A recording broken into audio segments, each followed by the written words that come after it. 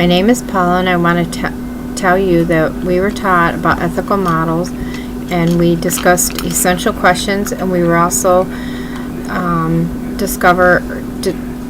talked about Unitarianism and denatology and work study strategies. I want to talk about the case study I chose to write about. I found the information that I received from my rough draft from Brenda Giller and Mrs. M to be helpful in my approach on how to write my paper. I found reading and rereading articles more than once and find similar cases to help out with what I needed to help me write my paper and take a stance on denatology. The way I approached the research for this project was looking at it from the legal aspect of this and the moral aspect. There isn't right or wrong way to honor a patient's wishes for end-of-life situation. My case study is about Advance Directive, a living will. A young woman was involved in a car accident. Her husband was killed instantly and left her parents making decisions for her. During the night, a resident physician was looking in the woman's chart and noticed she was 9 weeks pregnant and questioned the Advance Directive and ethics, and also the ethical consult and the legal aspect of the Advance Directive.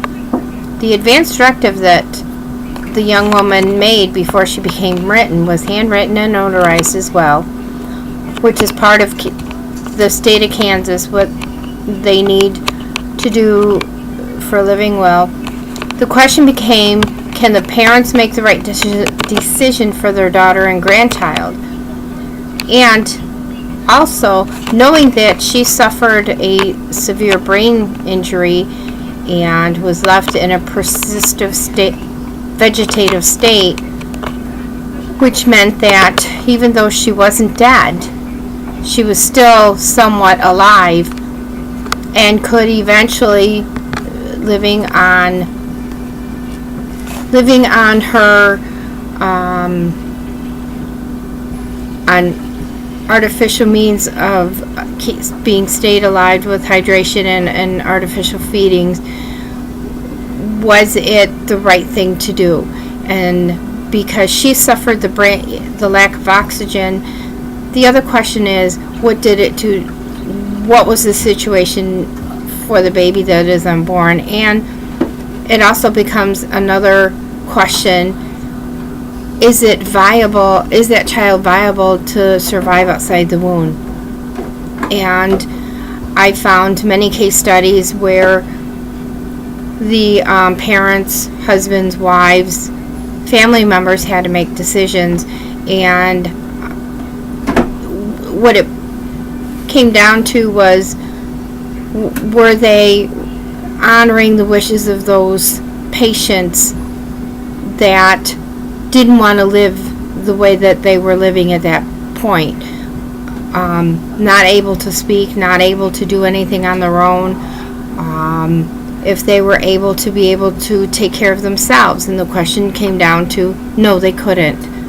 So stopping all artificial feedings and hydration was the right answer to do, and putting the patient's families through the agony of having to be able to do all that should not have happened. I believe that they should honor the wishes of those patients.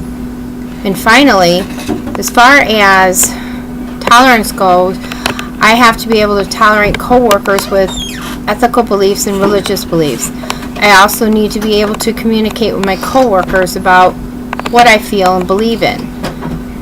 And I believe that I need to have a perseverance in my workplace and with my studies. I have a hard time with sticking it out when it seems to be hard for me, but I do try very hard to finish it. I feel that I know that life gets in the way. I also know that decisions that need to be made are very difficult, and I do know that it takes the right person to be able to make those decisions for people.